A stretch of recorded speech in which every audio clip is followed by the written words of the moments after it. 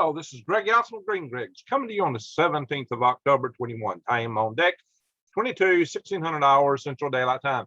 New satellite imageries has intensified fears of imminent Chinese invasion of Taiwan as it shows a rapid buildup of 3 military air bases close to the island. These new satellite images show that China has recently upgraded 3 military bases facing Taiwan. This set off new fears that an invasion of the disputed island is nearing and has heightened these tensions between China and Taiwan. China could potentially use these upgraded bases to launch airstrikes following the recent threats and of such attacks. Earlier this month, in fact, China flew a record number of sorties, 149, within less than 4 days around Taiwan in their airspace. The satellite images that were taken by an organization, a company, a private company known as Planet Labs. And they show that construction work at these bases began in early 2020, continued through the pandemic and up to now. And in fact, the latest images were just taken, a matter of days ago, earlier this month. These 3 Air Force bases, they're not just air bases. These 3 bases are in the Fujian province of Longtian, Huian, and Zhangzhou. And these bases are about 100 to 200 miles between them from Taiwan. And that raises concerns that these upgrades could be used to support both amphibious and airborne assault operations. Yeah, they're principally air bases, but there are concerns that they could support amphibious operations.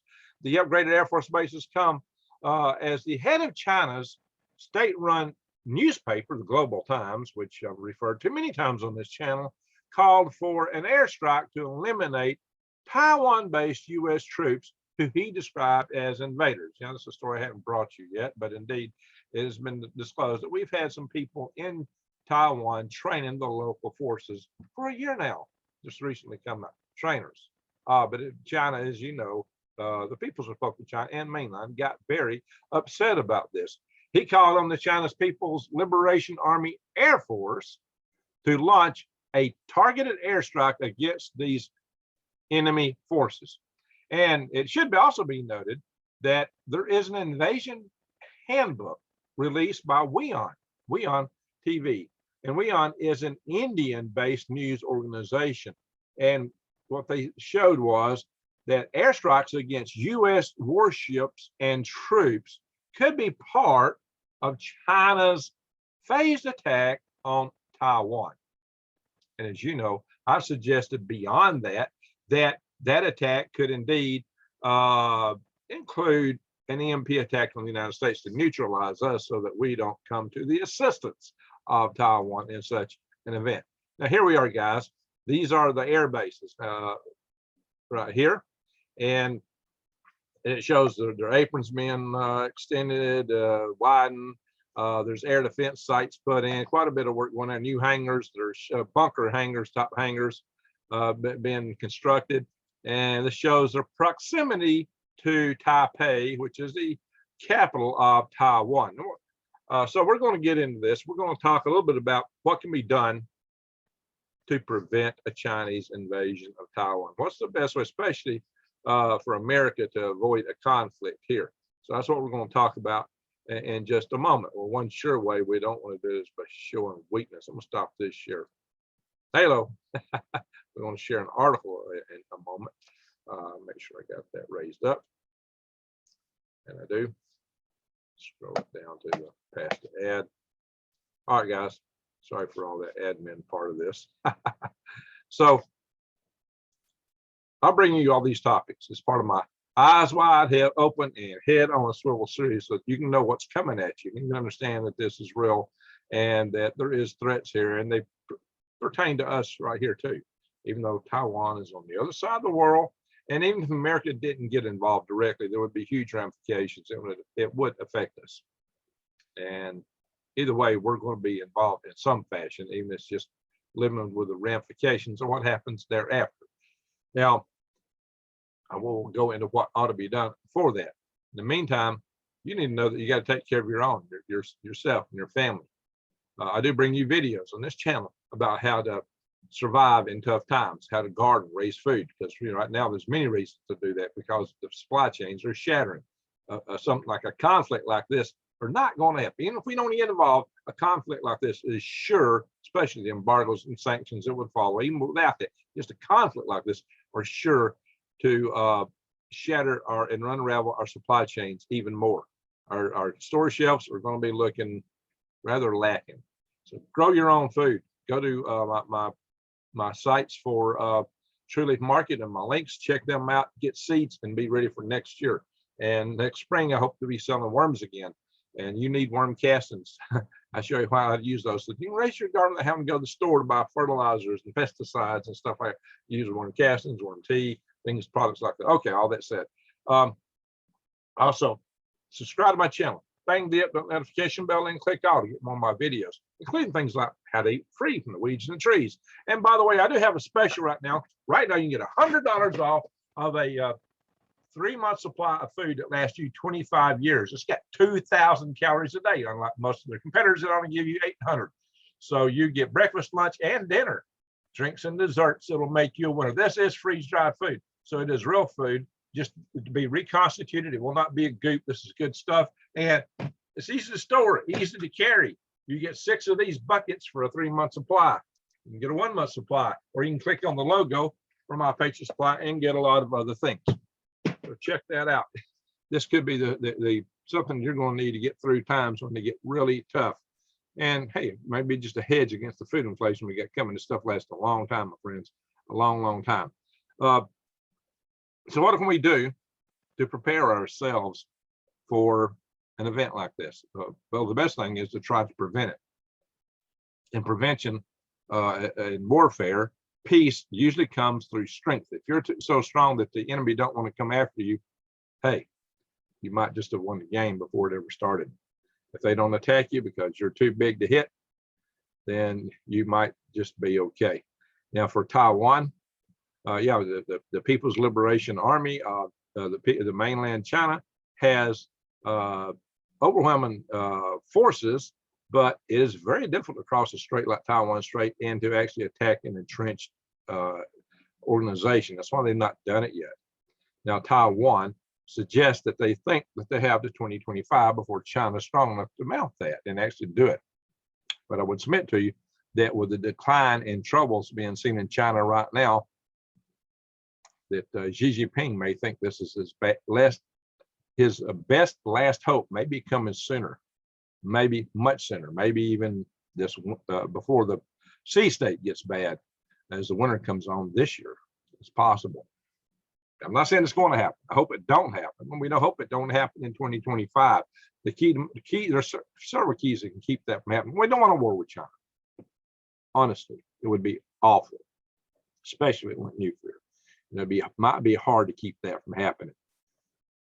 That would be catastrophic. Even if they were enticed to hit us with an MP here in the United States, that would be catastrophic beyond your imagination. I've covered that in many videos, and we don't want that to happen. One thing we can do to protect ourselves from that is to get a power grid hardened, which I talk about all the time. We need to get a power grid hardened. I ran 2 power grid defense conferences. That's my podium placard for it. So I keep pointing behind me back there in order to try to get our nation in a better state. Now, that's one thing we should do, get our power grid hardened. That's probably the #1 priority. It seems to be the last priority amongst our power grid officials. They fight us every step of the way as we try to push this forward, but we're still working it. Okay. The other thing is to make Taiwan such a prickly porcupine that China couldn't bear the thought of biting. And maybe the best thing we could do is just send lots and lots and lots of missiles over there. If they buy one, they get one free, kind of a deal. We've been selling them stuff. Why don't we, if we're looking at getting involved in a war and using our own resources and risking our own nation, why don't we transfer as much of that as we can to Taiwan? Why don't we just buy one, get one free on the missile department? There's a Bugout sale in the missile aisle over in Lockmart. Lockheed Martin, so like a store, right? Well, that's really what I'm talking about. Why not? Why not just give them a whole lot of self-propelled undersea mines, some intelligent mines, some robot drone mines, just launch them out of the Strait of Taiwan. I mean, why not more surface-to-air missiles, anti-aircraft missiles, to knock out their aircraft? Why don't we equip them with things like that, missiles to take out the bases that are hitting them, not the 3 bases we just mentioned. We should equip Taiwan very strongly, because it would be a heck of a thing for us to go to try to defend Taiwan with the aerial anti-access, anti-aerial systems that China has in place to prevent us from coming in close, because our aircraft require sorties, typically our military strategies, to take our enemies down, and that is just beyond the reach of where we can get into China. And so China's got a very strong position with all their missile forces that they have. But this is the way to sidestep that, is put the stuff into Taiwan and let Taiwan take care of themselves. That's one thing. And we're not directly in there doing it ourselves. We're just, giving them specials. Half price specials. Buy one, get one free. BOGOs. Missile BOGOs. But now I'm laughing. But, guys, that might work. It just might work. It might preserve peace, because I think our real objective should be to preserve peace with China, not to go to war with them until such time as their population degrades and their economy degrades, which is already happening on the economy side, to such a point that it wouldn't be feasible for them to really dream of such things in the first place. And supposing their stated goal is, I'll have all this done by 2049. So they can always claim that goal, but by the time 2049 gets here, their population will be so aged that they would go, okay, it was a nice dream, but why bother? We can't go there now. It's bridge too far. Maybe that could happen. But right now, that's not the case. Right now, things are testier than they've ever been. What's the other thing that could be done? There is a suggestion you might consider a wild card, but it may not be so wild. Let me share this with you guys. This is another suggestion. Oh, it would probably make China mad. Everything makes China mad. They get mad at everybody about anything unless it's, oh, yes, Xi Jinping, we love you, we love you. If you're not saying that, they're mad at you. That's all there is to it. They're so, I don't know. Hey, listen, disclaimer. There's good and bad people in every nation, every village, every hamlet of every race, color, and creed around the world, including in mainland China. A lot of people get them, why do you always say this? Well, for one, it's true. For two, with all these tensions, it's worth reminding people of this. I've got good friends who are from mainland China who are not part of all that stuff. They're just good, decent people. They're everywhere. There's innocent people all over the world. It's another reason we don't want a nuclear war, because all these innocent people in each country and all these places get caught up in all the politics that their leaders pull them through, and we wind up being the people that suffer the most should these things happen. So let's hope it don't happen. Another reason not to get into a war with who. All right. So yeah, look, China. There's two Chinas really. There is the People's Republic of China, the big one, and there is the Republic of China, the original one. They're not a breakaway province. They were the government of China until they went into exile because of an insurgency instigated by the Chinese Communist Party, which formed the People's Republic of China. Now, here's what you may not know. It was Taiwan, the Republic of China, that was recognized as China by the United Nations up until about 1971. And in 1971, because Henry Kissinger and Nixon got this great idea that we could pull China in on our side and use China, the dragon, to help us against the bear, Russia. We were all worried about Russia, so we thought we had a little help from China. It might balance things out a little bit for us. Of course, I have since proposed that we should go to Russia and make a peace deal to help balance out against China, which will be the ultimate threat to Russia in the long run beyond us. So there we go. So what is the second idea? Well, it pertains just to that. Now that I gave you that little preamble, it may not sound quite so nutty. So let's go to it. Let's share it. Bing, bing. In the national interest, and what are they saying here? They're saying if America wants to prioritize peace, it must formally recognize Taiwan. And what they're really saying is they're really throwing this in the lap of the United Nations, but basically they're saying that we should make Taiwan a member of the United Nations again. And that's what this goes into. The UN initially recognized Taiwanese government at the conclusion of the Chinese Civil War, but the UN swapped the Taiwanese representation back in 1971. And this was, had a lot to do with us back in the day. I'll tell you that. And I don't know what he's got to do with that, nothing. So I'm not going to read this article. It goes all into that. But basically it says, hey, let's get the world involved so it won't be just us. And that could help. It could help. But it would also put another message to somewhat proclaim. It would put another message to the People's Republic of China. Xi Jinping has really stepped on both of his feet, with each other's feet. It's hard to do. But he has taken a nation that was well respected around the world, that everybody wanted to trade with, and made them a pariah of the planet, planetary pariah. And so China, the People's Republic of China, mainland China, has lost face to the whole world as a result of the actions of the CCP. Now, it has been suggested by many that that there are many in the CCP trying to take him out. That there's some, it's the old guard. But will they? And if they did, you still have the CCP. And the CCP has atrocities, such as the way they treat the Uyghurs in Tibet and the Inner Mongolians that predate Xi Jinping. And even then, too, they had also the goal of taking Taiwan, but maybe not so forcefully about it, okay? So I don't know. Some say this was always part of their policy, and this whole thing of pulling the industry back in was part of it, too. And I've read articles even before that happened claiming they were going to do this, that this was their plan. Whether it was or not, who knows, but we see what's happened. We see what's happening now. So there you go. It sounds pretty prophetic, and they pulled a Sun Tzu on us. They got us to relax and trade with them, but they got all the money to develop their military, and now they're being Mr. Bad Boy. Well, like I say, I've said all along, what should we do? Let's make it very unappetizing for the dragon to bite on Taiwan. Taiwan's already a little dragon. Maybe they have a hot enough fire that the big dragon won't want to bite it. Okay, they're both Chinese. One's free, one's not. That's the difference. They're both, the same, from the same people. They are the same people originally. But one really loves freedom because they've had the taste of it. They know what it is. They don't want to lose that freedom. Like American college students.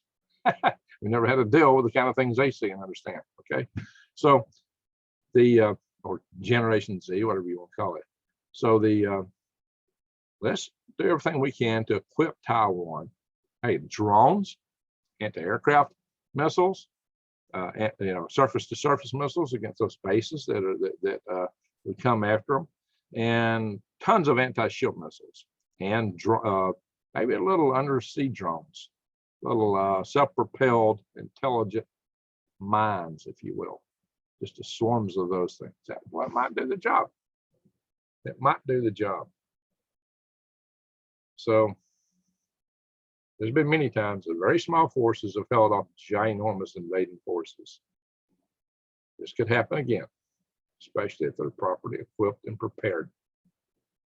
And put them up to the UN.